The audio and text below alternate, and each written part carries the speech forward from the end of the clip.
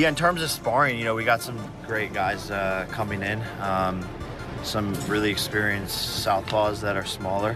I think Montana Love is coming in. Shakur Stevenson wants to come in. Jermaine Ortiz. We're gonna hit up Erickson, Lubin, some of these guys. So we're just gonna bring in a plethora of fighters that are fast, quick, shifty southpaws. With Canelo Alvarez, Shakur Stevenson had no relationship with Jake Paul. None. We heard, oh, Boots is a sparring partner. How much you got paid for that? So now, isn't that also applicable to Shakur Stevenson? Is he not also a sellout? Like it's honest, but again, I want to see them fight. I want to see some aggression. Tank would have that if it was anyone he actually felt was worth it. I just don't know if he thinks Jake's worth it. And again, I get that feeling that he just is there. Yeah, in terms of sparring, we've got some great guys coming in, really experienced southpaws that are smaller. I think Montana Love is coming in, Shakur Stevenson wants to come in, Jermaine Ortiz, and we're going to hit up Erickson Lubin.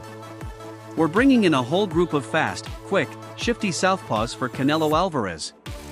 But Shakur Stevenson had no relationship with Jake Paul. None. We heard, oh, Boots was a sparring partner. How much did you get paid for that? So isn't that also applicable to Shakur Stevenson? Is he not also a sellout? Honestly, I just want to see them fight. I want aggression. Tank would have that if it was someone he felt was worth it. I just don't know if he thinks Jake is worth it. Again, I just get that feeling that he's just there. Yeah, in terms of sparring, we got some great guys coming in. Some really experienced southpaws that are smaller. I think Montana Love is coming in. Shakur Stevenson wants to come in. Jermaine Ortiz. We're gonna hit up Erickson, Lubin, some of these guys. So we're just gonna bring in a plethora of fighters that are fast, quick, shifty. Some analysts have raised questions about the sudden connection between Jake Paul and Shakur Stevenson, calling it suspicious and unusual. They argue Stevenson has sold himself into sparring the way Jaron Boots Ennis did when helping Canelo Alvarez prepare for Terence Crawford. What makes this stand out is the lack of any prior relationship between Paul and Stevenson. Boots had history with Canelo. Family connections made it easier to understand that arrangement. In Shakur's case, there's no background or personal ties with Paul, so many observers suspect money played a role. The belief is Paul may have offered Stevenson significant financial incentives to join.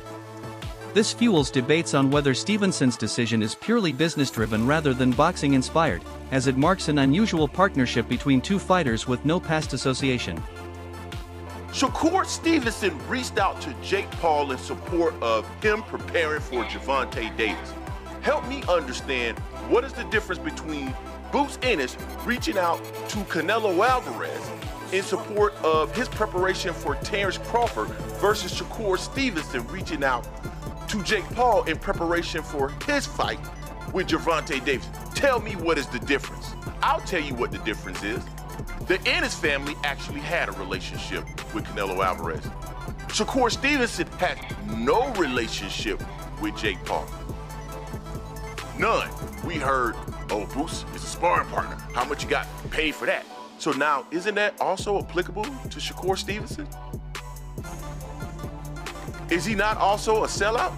I don't want to hear anything about this fight. It's against a YouTuber, it doesn't matter. No, Shakur Stevenson is an elite level fighter that is going to be a sparring partner to a YouTuber, and he reached out to him directly to make it happen? Shakur Stevenson reached out to Jake Paul to support him preparing for Gervonta Davis. But what's the difference between Boots Ennis reaching out to Canelo Alvarez for Terence Crawford and Stevenson reaching out to Jake Paul? The difference is, the Ennis family actually had a relationship with Canelo. Stevenson has no relationship with Jake Paul. None. We heard, oh, Boots was a sparring partner. How much did you get paid for that? So isn't that also applicable to Shakur Stevenson? Is he not also a sellout? I don't want to hear anything about this fight. It's against a YouTuber, and it doesn't matter. Stevenson is an elite fighter acting as a sparring partner for a YouTuber, and he reached out directly to make it happen. Can you blame a man for taking that opportunity? Because this is a prize fight, right? It's about making money and securing your family. Can you fault him for that? it's two sides of that. Like, Okay. it just depends. Like, as a fighter, just because I had a draw with somebody, for me, I may run it back. But in a business aspect, if you run it back and you lose to Lamont, and then the Jake Paul fight is presented, you may not make as much money, or the fight may not be as lucrative as it was before you lost. So as a business, I understand. I ain't gonna hate on the decision, but as a man Your and pride as will a get in the way. fighter with my integrity, Yeah, but isn't there a price for everything, Shakur? Like, even if you did had a draw with somebody and you were offered 10 times more than you ever, I don't know what the number is, but it's a lot more than he's ever made. So, can you blame a man for taking that opportunity? This is prize fighting, right? It's about making money and securing your family. Can you fault him for that? It depends. As a fighter, if I had a draw with somebody, I might run it back. But in business, if you lose to Lamont and then Jake Paul is presented, you might not make as much or the fight may not be as lucrative. As a business, I understand, I won't hate on the decision. But as a fighter with integrity, I'd feel different. Still, isn't there a price for everything, Shaq? Even if you had a draw and then got offered 10 times more than you ever made, I don't know the number, but it's more than he's ever earned. Southpaw orthodox matchup, left hand down the pipe. You can even see here, I'm not even trying to do the whole body language breakdown, but you can even see Tank could get under that left hand because he's 5-0. He could roll under that left hand, and here comes the brick hand over the top. If he lands something like that in 10 ounces, I'm going to tell you this. Jake's 200 and something pounds. That's still going to hurt at the very least, and who knows what, because Tank's got ridiculous power. So Jake, a little sloppy on the push there. He got pushed. He wanted to get it back. There's something to be taken away from that, but lines up perfectly for a counter left hand. And you even see his promoter here is kind of grabbing his left hand because Tank wanted to let it fly. And Jake backed up a little bit. He said, oh, and Tank comes from that. Tank, man. Tank said, where I'm from, the bullies get bullied. All right, dude, there you go. Listen, takeaways from this thing, I don't know. Tank seemed to have a little bit more energy today. He seemed to be more lively. Him going back and forth with the media, with Jay Leon, with Jake, with Aiden Ross. There seemed to be a bit more energy today. That's all I really asked for. So in terms of, selling us on something, sure. Better job today from both guys. Jake, seemed a bit more locked in here with Tank as well. They had a little bit more fun. Tank going after Kisa was pretty funny. But listen, this doesn't change anything in my mind. The 10-ounce gloves doesn't really change anything to me. I mean, again, I think that's a bad idea for Tank, more so because even if Jake doesn't land clean, those are 10-ounce gloves, still going to hurt. Tank is still punching in gloves that are 2 ounces heavier than he normally uses, so I don't know how that's a win for him. The $2 million bet almost certainly won't happen, which I didn't think would in the first place, but Tank pretty much confirmed it. And we're all left with the same kind of idea that we thought about this to begin with. This is an entertainment exhibition that we know is going to draw a ton of eyeballs. I'm going to watch, and there's going to be great high-level competition boxing on the underneath card. And even in the main event, if something is to happen, if someone is to get knocked out, it will go mega viral, and both these guys are going to make a shit. Southpaw versus orthodox matchup, left hand down the pipe. Tank could get under that left hand because he's short, and roll under for the counter right. If he lands with 10-ounce gloves, Jake's 200-plus pounds still won't help. Tank has crazy power. Jake looked sloppy on the push, wanted to get it back. It lines up perfectly for a counter left. Even Jake's promoter was grabbing his hand as Tank wanted to let it go. Tank said, where I'm from, bullies get bullied. Today Tank had more energy, going back and forth with the media, Jake, and Aiden Ross. Better job selling. Jake seemed more locked in. Still, 10-ounce gloves don't change much. It's worse for Tank since Jake's size makes even glancing shots hurt. The $2 million bet won't happen. At the end, this is entertainment boxing, tons of eyeballs, viral potential, and both make huge money. In this particular in the press conference, and you can just look at him and tell, like, no, this dude he's gonna get this money for sure, because there's so much money out there to be had. But Jake Paul better be not playing around, man. Not get cute, not play any games, don't hit him in the back of the head, don't rabbit punch him, don't do any of that stuff, man, because Mike Tyson, First of all, Mike Tyson, a lot of people think Mike Tyson was pulling punches on Jake Paul, and a lot of people think that Anderson Silva was pulling punches on him too. You're not going to have a little Gervonta out there pulling punches on you, man, if you're out there playing games. So, you know, I don't like the fight at all. However, as far as it being an entertaining situation, I almost guarantee you that that fight itself is going to be entertaining. That it's going to be something that you look at and you're going to say, man, everybody's going to watch it. Everybody's going to want to know what happens in it.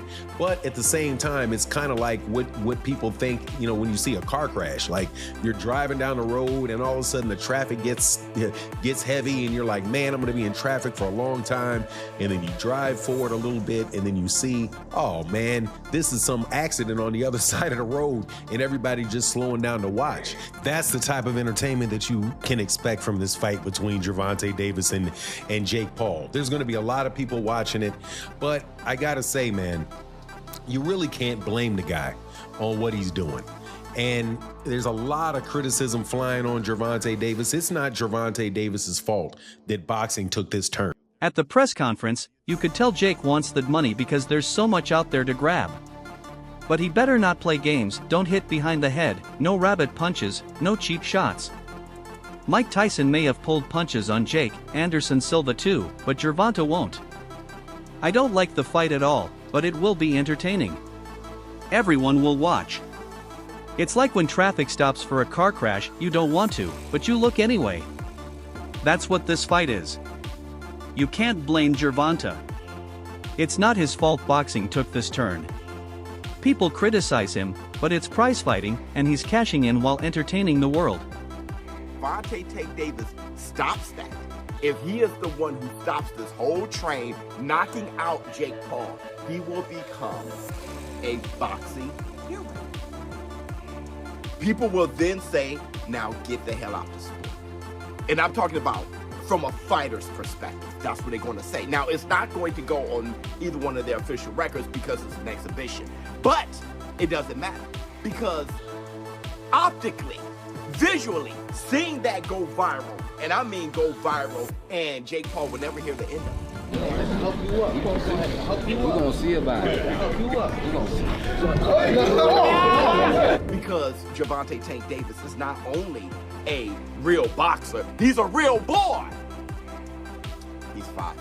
He's a lightweight. Skills pay the bills. Let him knock out Jake Paul, give him Bambi legs, or knock him down. Gervonta Tank Davis, that moment will go viral, and he will be a far bigger, well-known boxer than he is today, and he will also be a hero. And that's the Black Two Sugars.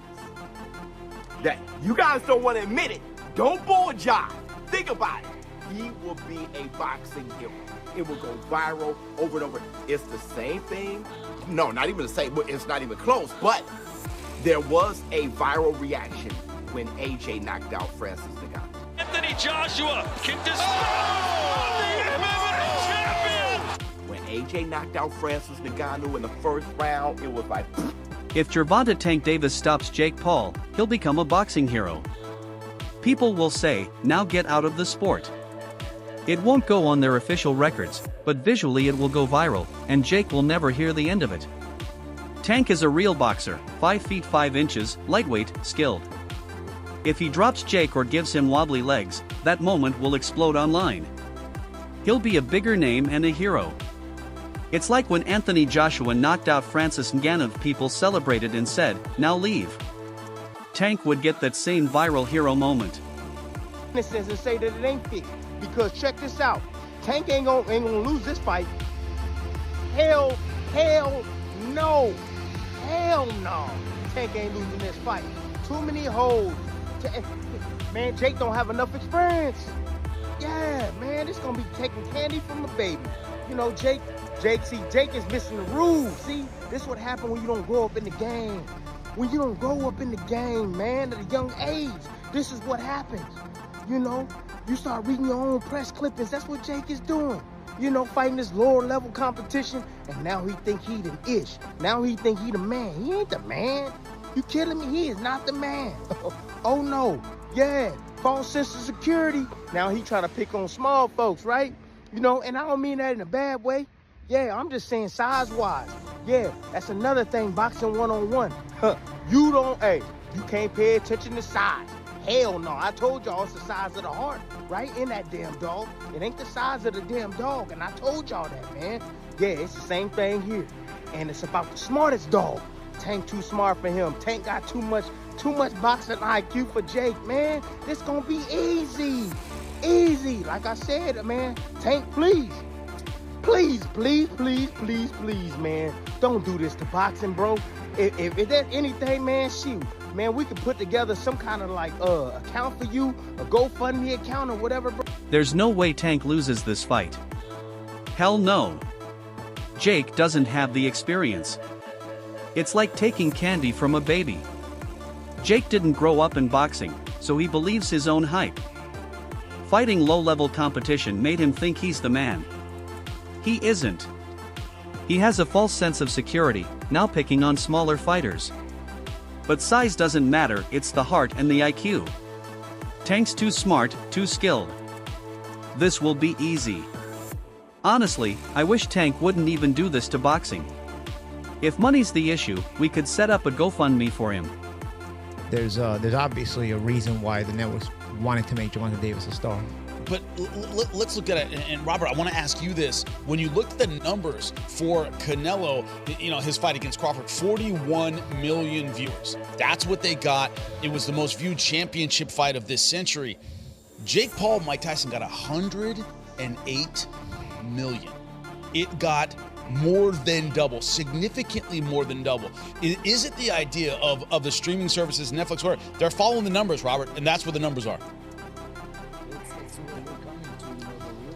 The real fights where they deserve to be seen throughout the world are, it's great. They have good numbers, but when you see guys, that are YouTubers, guys that are 60-year-old retired and coming back, and getting 2 times more than what a real fight, it's kind of, I don't know.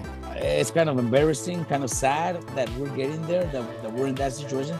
But I also can't blame them, they're all making a lot of money. That's why Tank is doing it. I think it's ridiculous. It's a joke, but I can't go against that either. He's making a lot of money. Jake Paul is doing his thing. Jake Paul is he makes these fights happen and gets the views. So people are tuning in. That's the problem, that people are tuning in. There's a reason networks want Gervonta Davis to be a star. But look at the numbers. Canelo vs. Crawford had 41 million viewers, the biggest championship fight of the century. Jake Paul vs. Tyson did 108 million, more than double. That's where streaming is going. Real fights deserve the audience, but retired legends and YouTubers get more. It's embarrassing, but I can't blame them. Everyone's making money. That's why Tank is doing it. It's ridiculous, even a joke, but Jake Paul delivers numbers. People are tuning in, and that's the problem. At 195 max weight. Okay. 10 3-minute rounds. Okay. And 12-ounce gloves. And most of you guys know boxing, right? Most of the fights are with 10-ounce gloves. Fighters spar in 16-ounce gloves. 12-ounce and 10-ounce gives you a little bit more safety, which is the key here, given the size difference, but there's a massive experience difference. We will have 3 world-class judges ringside that the commission has approved to ensure there's a rendered decision for the fans. It will not go on their record, but there will be 3 experienced judges, some of the best in the business, giving their view of who won the fight. So let me just follow up with this then. The Florida statute says that it means an exhibition means a boxing, kickboxing, or mixed martial arts. You saw the exhibition of Floyd and Logan. Okay. So just go with that, and if they weren't trying to hit each other, then enough. tell me they weren't trying to hit each other. That's up to Tank. What I can tell you is Tank is focused on coming in the best shape of his life. It's not about gaining weight. It's about having the speed advantage. What can we expect on the undercard? Championship fights? Tomorrow morning, 8 a.m. Eastern, we'll announce 5 fights, 4 of which are title fights. So yes, you can expect to see another MVP fully stacked card. No prospects on a big show like this. What's up? Yes, go ahead.